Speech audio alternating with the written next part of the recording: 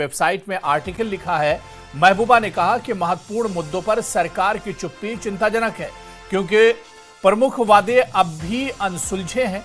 महबूबा ने एक तरफ तो जम्मू कश्मीर नेशनल कॉन्फ्रेंस के कार्यकाल को लेकर जमीनी हकीकत से इसे दूर बताया है, तो वहीं 370 को लेकर बीजेपी पर भी निशाना साधा है। महबूबा ने उमर सरकार के खिलाफ लिखा है कि चुनाव प्रचार के दौरान बदलाव और न्याय का ढिंढोरा पीटने की बावजूद जन विरोधी फैसले जारी रहे। अहम मुद्दों पर सरकार की खामोशी परेशान करने वाली है। पॉलिटिकल कैदियों का मुद्दा, पार्टियों पर बैन, संपत्तियों की जब्ती और बिना उचित प्रक्रिया के कर्मचारियों की बर्खास्तगी अब भी चर्चा का विषय बने हुए हैं। ये सभी मुद्दे नेशनल कॉन्फ्रेंस के चुनाव अभियान के केंद्र में थे, लेकिन अब पूरी तरह से दरकिनार कर दिए गए हैं। महबूबा ने यह भी लिखा है कि पिछले एक साल में जमीनी स्तर पर बहुत कम बदलाव आया है।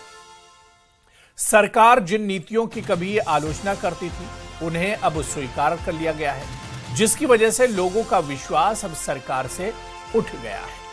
तो उमर सरकार का एक साल मुकम्मल हुआ है और उमर सरकार के एक साल की कारकर्दगी पर सवाल उठाए जा रहे हैं। पीडीपी चीफ महबूबा मुफ्ती ने बाकायदा एक आर्टिकल लिखकर उमर अब्दुल्ला सरकार पर सवाल उठाए हैं और उन्होंने कहा है कि ग्राफिक्स के जरिए भी हम आपको दिखा रहे हैं महबूबा मुफ्ती ने जो सवाल किया है, और इसके अलावा उमर अब्दुल्ला का एक साल को लेकर उन्होंने कई तरह की चीज़ें कही और ख़ासतौर से एक साल की जो कारकर्दगी है, उन्होंने कहा कि ग्राउंड लेवल पर काम बिल्कुल नहीं दिख रहा है।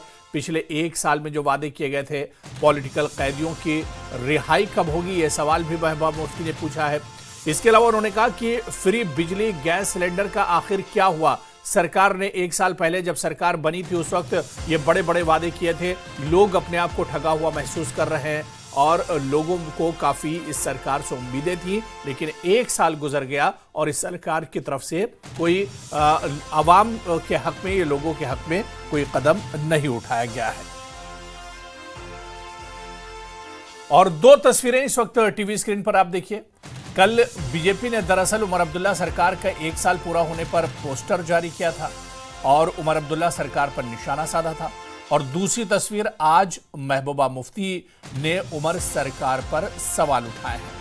तो आज महबूबा ने उमर सरकार पर निशाना साधा है और कल इससे पहले बीजेपी ने बाकायदा पोस्टर जारी करके उमर अब्दुल्ला से उनके एक साल के कार्यकाल और एक साल की कारकर्दगी को लेकर सवाल उठाए थे, और आज महबूबा मुफ्ती ने उमर अब्दुल्ला सरकार पर सवाल उठाए हैं। उमर अब्दुल्ला सरकार की एक साल की जो कारकर्दगी है, एक साल में उन्होंने क्या किया है और एक साल में उमर अब्दुल्ला सरकार कहां पहुंची, उनके जो वादे थे वो कितने वफा हुए हैं, उनके वादे कितने पूरे हुए हैं, या उनके जो वादे चुनाव के वक्त किए गए थे उन पर कितना काम हुआ है, इसे लेकर महबूबा मुफ्ती ने बाकायदा सवाल उठाए हैं। तो उमर अब्दुल्ला सरकार का एक साल जरूर पूरा हो गया है, लेकिन अब एक साल पूरा होने के बाद उमर अब्दुल्ला और नेशनल कॉन्फ्रेंस की सरकार की कारकर्दगी पर सवाल उठाए जा रहे हैं। सीधे जम्मू का रुख करेंगे। हमारे संवाददाता समीर भट्ट हमारे साथ जुड़े हुए हैं। समीर, कल भी हम बात कर रहे थे कि उमर अब्दुल्ला सरकार का एक साल पूरा हो रहा है और आज उमर अब्दुल्ला सरकार का एक साल पूरा हो चुका है। आज उमर अब्दुल्ला प्रेस कॉन्फ्रेंस भी जम्मू में करेंगे और अपनी सरकार की जो उपलब्धियां हैं, कारकर्दगी है, उसके बारे में बताएंगे। लेकिन इसे एक साल को किस तरह से देखा जाए? एक साल उमर अब्दुल्ला सरकार का पूरा हुआ है और जो अपोजिशन पार्टियां हैं वो सवाल पूछ रही हैं, एक साल का की जो कारकर्दगी है उसके बारे में पूछ रही हैं। समीर,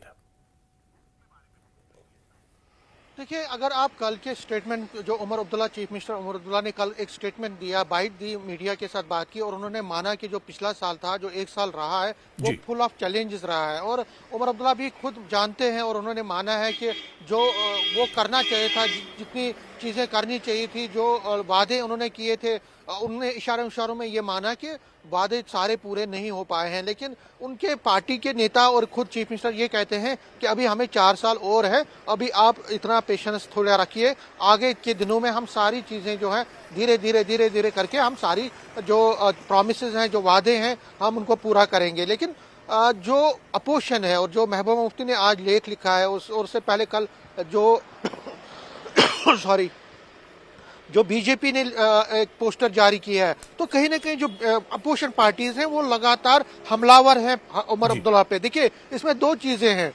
जो महबूबा मुफ्ती ने कहा है वो ज्यादा पॉलिटिकल नैरेटिव्स की बात है, जो पॉलिटिकल प्रॉमिसेस किए गए थे, जिसमें स्टोन जो पीएसए जिन पे लगा है, जो जेलों में बंद है बाहर, उनकी रिहाई की बात थी, 370 पर बात करने की बात थी, और भी कई जो पाकिस्तान के साथ बातचीत, जो पॉलिटिकल एक प्रॉमिसेस मैनिफेस्टो में नेशनल कॉन्फ्रेंस ने किए थे, महबूबा मुफ्ती ने उन पे ज्यादा जोर दिया और कहा कि देखिए आपकी एक अंडरस्टैंडिंग, उन्होंने एक इल्जाम लगाया कि आपकी एक अंडरस्टैंडिंग बीजेपी के साथ है, सेंट्रल गवर्नमेंट के साथ है, इसीलिए आप साइलेंट रहे, आप पिछले एक साल में साइलेंट रहे। और जो बीजेपी ने उनके मुताबिक, महबूबा मुफ्ती के मुताबिक, जो बीजेपी गवर्नमेंट ने यहाँ पे करना था, चाहे वो एम्प्लॉयज की बर्खास्तगी की बात है, पीएसए लगाना या लोगों को जेलों में बंद करना, तो आपने उसमें मौन धारण किया, आप सिर्फ तमाशा देखते रहे क्योंकि आपकी अंडरस्टैंडिंग है बीजेपी के साथ। एक बड़ा इल्जाम उन्होंने लगाया।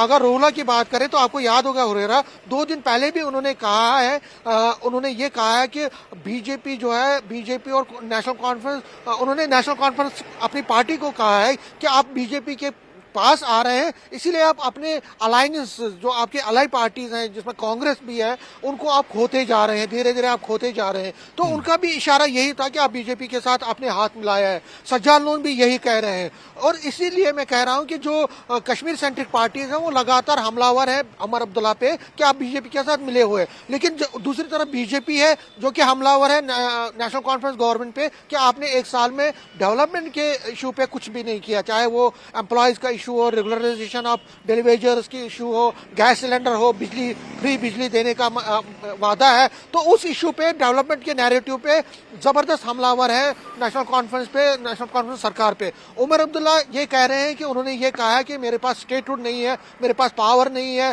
कंफ्यूजन है, आईएएस ऑफिसर मेरा बात सुनते नहीं है, जो बड़े बड़े ब्यूरोक्रेट्स हैं, पुलिस ऑफिसर्स उनकी बात सुनते नहीं है, उनके हाथ बंधे हुए हैं। तो कहीं ना कहीं वो अपने आप को डिफेंड कर रहे हैं, लेकिन अपोजिशन का सवाल पूछने का हक है, सवाल वो पूछ रही है। आज 1 साल है, मुझे याद है 16 अक्टूबर 2024 को मैं श्रीनगर में था, और सेरेमनी के बाद सीएम उमर अब्दुल्ला ने मेरे से सबसे पहले बात की थी। 3 मिनट का चलते चलते उन्होंने एक प्रॉमिस किया था कि मैं अब लोगों की भलाई के लिए सारे कदम उठाऊंगा। आज फिर वो प्रेस कॉन्फ्रेंस देने जा रहे हैं और हम उनसे ये सवाल पूछेंगे कि जो अपोजिशन है वो क्यों इतना बेचैन है और क्यों हमलावर है आप पे। और अगर हम लोगों की देखिए, आज हम उमर अब्दुल्ला जम्मू में है, एक यहाँ पे एक फंक्शन को वो 2 बजे भी उनका एक फंक्शन है जिसमें वो डेलीवेजर की रेगुलराइजेशन, जो हेल्थ डिपार्टमेंट के हैं उनको रेगुलराइजेशन का सर्टिफिकेट देंगे। तो कहीं ना कहीं वो ये दिखाना चाहते हैं कि जो डेलीवेजर्स हैं जो एडहॉक बेसिस पे हैं उनकी भलाई के लिए वो काम कर रहे हैं, लेकिन लोगों के मसले और मसाइल बहुत हैं। देखिए, पहलगाम अटैक के बाद टूरिज्म खत्म हो गया, ऑपरेशन सिंदूर के बाद लोगों में बेचैनी बढ़ गई, बहुत सारा नुकसान हुआ, उसके फ्लड ने तो पूरा जम्मू कश्मीर में हर जगह पे त्राही त्राही मचा दी। तो उमर अब्दुल्ला के लिए एक बहुत बड़ा चैलेंज है आगे के दिनों में उनकी रिहेबिलिटेशन करना। जो नुकसान पहुंचा है पिछले 1 साल में टूरिज्म को, आम लोगों को, मकानों को, बॉर्डर पे रहने वाले लोगों को, उसकी भरपाई करनी है। और जो लोगों को उन्होंने वादे किए हैं, चाहे वो गैस सिलेंडर के हवाले से कहा, समीर हमारे साथ बने रहिए। इस वक्त नेशनल कॉन्फ्रेंस के सीनियर लीडर और एमएलए हसनैन मसूदी साहब हमारे साथ फोन लाइन पर जुड़े हुए हैं। हसनैन मसूदी साहब, बहुत इस्तकबाल है न्यूज़ 18 JKLH में।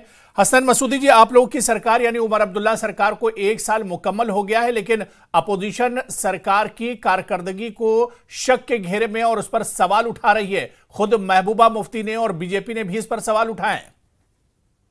अब देखिए, सवाल कौन उठा रहा है?